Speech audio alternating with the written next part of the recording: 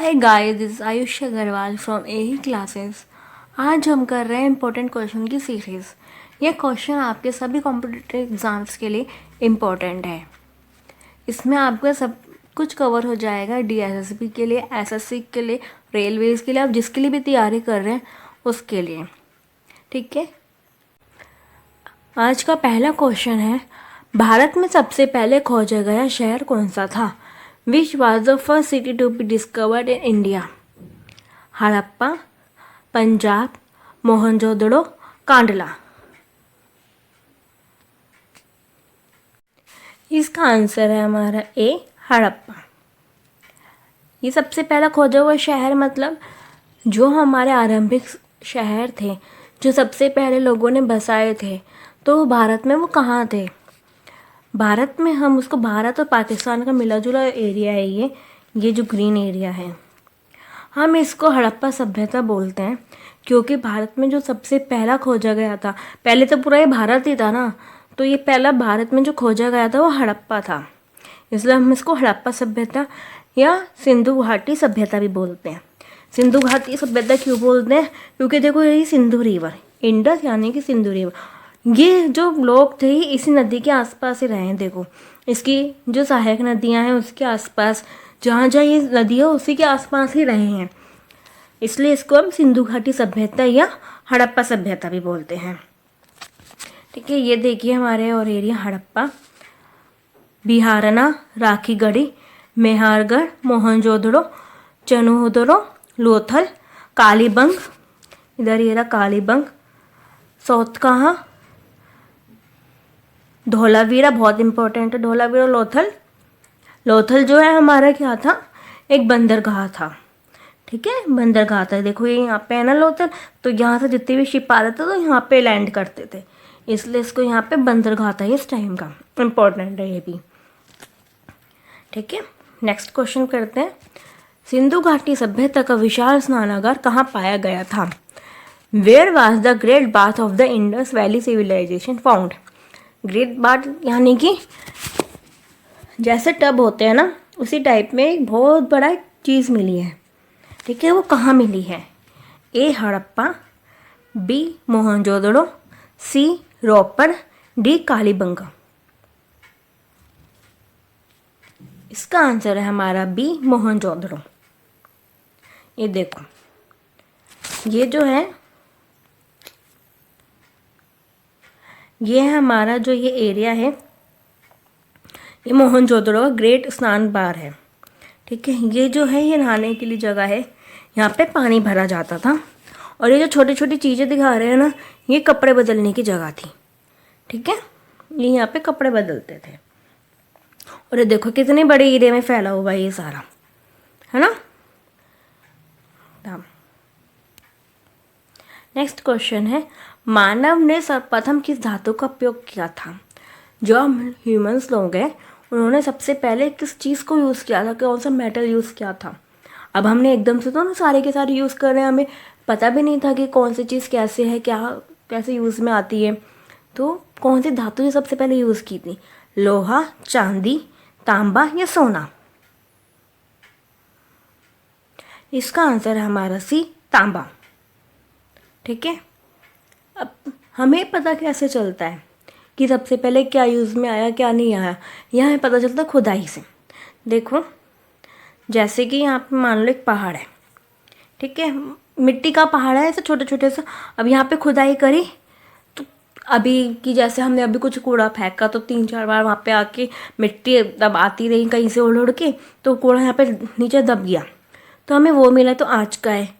फिर ही हमें यहाँ पे मिला कुछ टाइम बाद का, फिर यहाँ पे मिला कुछ और साल पुराना, तो ऐसे ऐसे खोदते रहते हैं। जो ऐसे सबसे नीचे जो हमें मिलता है ना, वो सबसे पुराना होता है। क्योंकि आप ये खुद भी सोचो ना, जैसे कि हमने कुछ भी डाल दिया उसके ऊपर और कूड़ा, या फिर उसके ऊपर ही मिट्टी मिट्टी, कहीं से मिट्टी उड़ के आ रही है तो डस्ट वस्ट सब लोग आके उस कूड़े को दबाते चले गए। तो इसलिए ये हमारा अभी अभी का कूड़ा है, और ये जितना नीचे जाते जाएंगे उतना ही टाइम के पुराना पुराना आता रहेगा, तो इससे ये लोग पता लगा लेते हैं। ठीक है, नेक्स्ट क्वेश्चन है हमारा, विश्व की सबसे प्राचीन सभ्यता का क्या नाम है?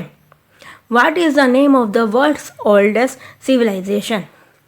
सिंधु घाटी सभ्यता, मेसोपोटामिया की सभ्यता, इनमें से कोई नहीं, या फिर मिस्र की सभ्यता? इसका आंसर हमारा मेसोपोटामिया की सभ्यता, मेसोपोटामिया सिविलाइजेशन। वर्ल्ड के सबसे ओल्डेस्ट है मेसोपोटामिया की, ठीक है। और भारत की कौन सी है? इंडस सिविलाइजेशन या फिर हड़प्पा सभ्यता। ये देखो, ये इंडस कहाँ पे है, और सॉरी मेसोपोटामिया कहाँ पर है? ये यहाँ पे टिग्रस और यूफ्रेटस नदी के बीच में, ये यूफ्रेटस और टिग्रस नदी के बीच में, ठीक है। यहाँ पे इजिप्ट ने नील वैली सिविलाइजेशन, ठीक है। यहाँ पे चाइना की है इधर की साइड, इधर थी हमारी कौन सी? सिंधु घाटी सभ्यता की, और एक चाइना में है, ठीक है। ये 4 थी जो आप आसपास की समकालीन थी, लेकिन उनमें सबसे पुरानी कौन सी? मेसोपोटामिया की, ठीक है। ये रही मेसोपोटामिया की, ओके। नेक्स्ट क्वेश्चन है हमारा, length of Indus river, Sindhu नदी की लंबाई क्या है? 2880 किलोमीटर, बी 2780 किलोमीटर, सी 37880 किलोमीटर, या डी 3880 किलोमीटर? इसका आंसर हमारा ए 2880 किलोमीटर। ये अकॉर्डिंग टू एनसीईआरटी है, ठीक है। एनसीईआरटी क्लास 11th में दे रखा है ये, ठीक है। हम किसके अकॉर्डिंग पढ़ रहे हैं? एनसीईआरटी के अकॉर्डिंग। नेक्स्ट क्वेश्चन है हमारा, from where Indus river originates, Sindhu नदी का उद्गम कहाँ से होता है? फ्रॉम वेरिनाग, वेरिनाग से, फ्रॉम ग्लेशियर बोखरचू, बोखरचू हिमखंड से, फ्रॉम ब्यासकुंड, ब्यासकुंड से, फ्रॉम राकास्ताल, राकास्ताल से?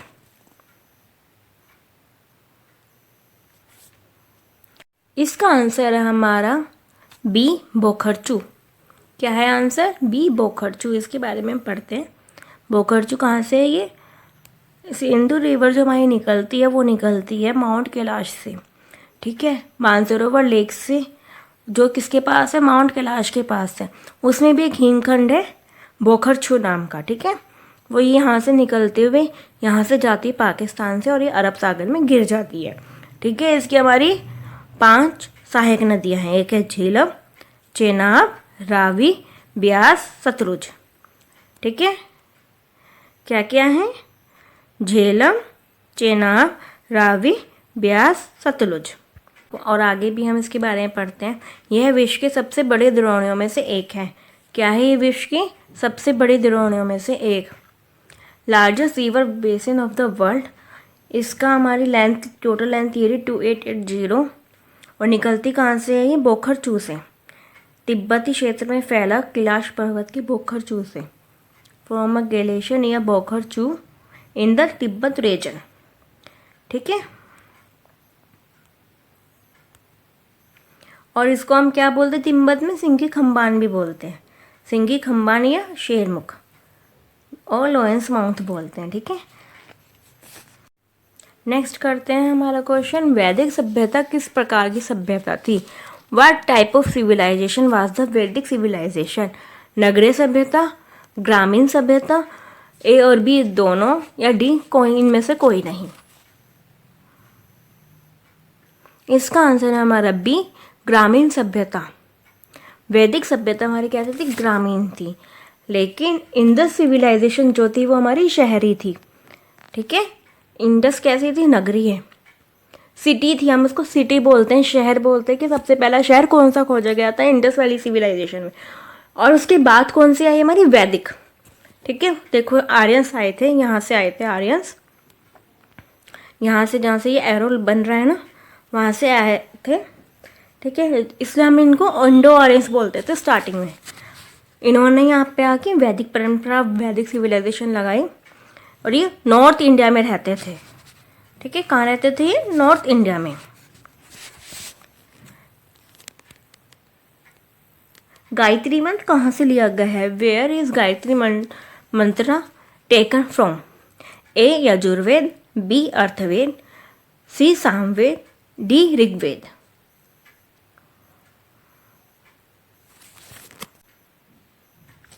इसका आंसर है हमारा डी ऋग्वेद। ठीक है, क्या है इसका आंसर हमारा डी ऋग्वेद। और ये किसको है? सूर्य देवता को समर्पित, सूर्य देव को समर्पित है। और ये कौन सी? तीसरे मंडल में है ये। ठीक है, कौन से मंडल में है? तीसरे मंडल में। टोटल हमारे 10 मंडल है। ये हमारा लिखा हुआ है गायत्री मंत्र। और ओम भूर्भुवः स्वः तत्सवितुर्वरेण्यं भर्गो देवस्य धीमहि धियो यो न प्रचोदयात्। यह हमारा गायत्री मंत्र, ये हमारे 3rd मंडल से लिया गया है। और ये किसको समर्पित है? सूर्य देवता को। Which is not a Himalayan river basin of India. कौन सी भारत का हिमालय नदी बेसिन नहीं है? Indus Ganga Narmada, Ganga Godavari Nile, Indus Brahmaputra Ganga, D Narmada Godavari Krishna. Himalaya river basin मतलब जो नदियाँ हिमालय से निकलती हैं उनको हम हिमालय नदी बेसिन बोलते हैं। और जो नदियाँ पेनिनसुलर एरिया यानी कि जो हमारा साउथ इंडिया है वहाँ से निकलते हैं हम उनको पेनिनसुलर रिवर बोलते हैं। ठीक है, और जो ऊपर ही रहकर जो हिमालय से ऊपर हिमालय से निकलते हैं उसको हिमालयन रिवर बोलते हैं। अब ऐसे इनमें से कौन सी 3 रिवर हैं जो हिमालय से निकलती हैं? इसका आंसर है हमारा सी, इंदस, ब्रह्मपुत्र और गंगा।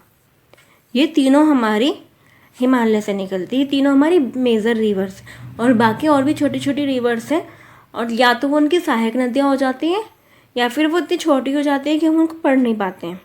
ठीक है, ये तो बहुत छोटी, ये इनका बहुत बड़ा एरिया है इन तीनों का। नेक्स्ट क्वेश्चन है हमारा, ऋग्वेद के कितने मंडल हैं? How many mandals are there in Rigveda? A 9, B 10, C 12, D 8। 9, 10, 12, 8।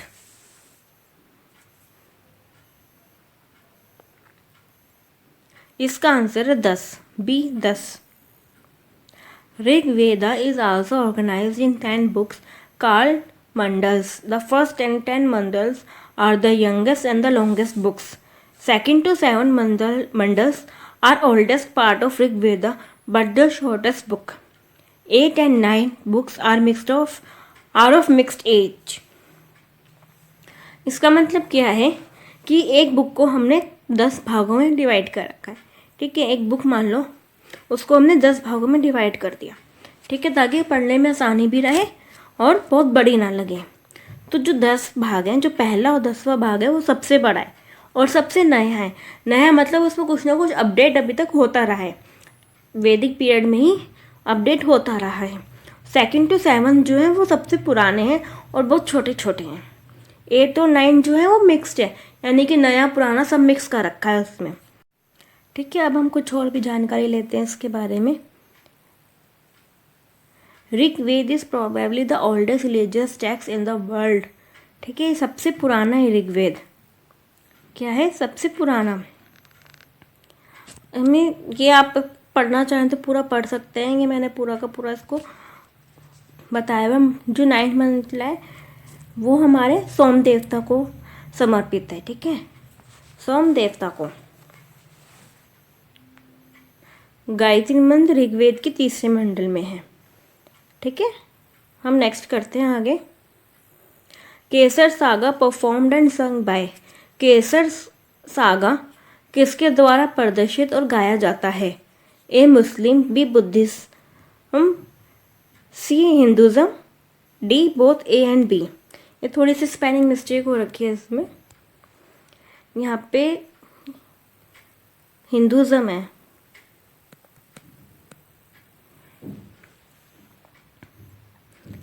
इसका आंसर है हमारा बोथ ए एंड बी, दोनों ए और बी के द्वारा। मुस्लिम्स भी इसको प्रदर्शित करते हैं और बुद्धिज़्म भी। ठीक है, और ये कहाँ होते हैं? लद्दाख में। और लद्दाख को हम क्या बोलते हैं? लिटिल तिब्बत भी बोलते हैं। क्यों बोलते हैं? क्योंकि वहाँ पे बुद्धिस्ट लोग भी काफ़ी हैं। ठीक है, ठीक है, इसके बारे में थोड़ा सा पढ़ लेते हैं it is sung in Ladakh by both Muslims and Buddhist. ये दोनों ही लद्दाख में by both Muslims and Buddhist के द्वारा गाया जाता है या परफॉर्म किया जाता है, नाटक की तरह परफॉर्म किया भी जाता है। ठीक है, देखिए कुछ बुद्धिस्ट लोगों की मैंने यहाँ पे पिक्चर लगा रखी है। ठीक है, ठीक है गाइस, सो आज बस इतना ही। अगर आपको ये वीडियो अच्छी लग रही हो तो लाइक शेयर और सब्सक्राइब ज़रूर कीजिएगा। और अगर आपको कुछ भी पूछना हो SST से रिलेटेड तो आप कमेंट कीजिएगा, मैं उसका आंसर ज़रूर दूँगी। Okay, thank you very much.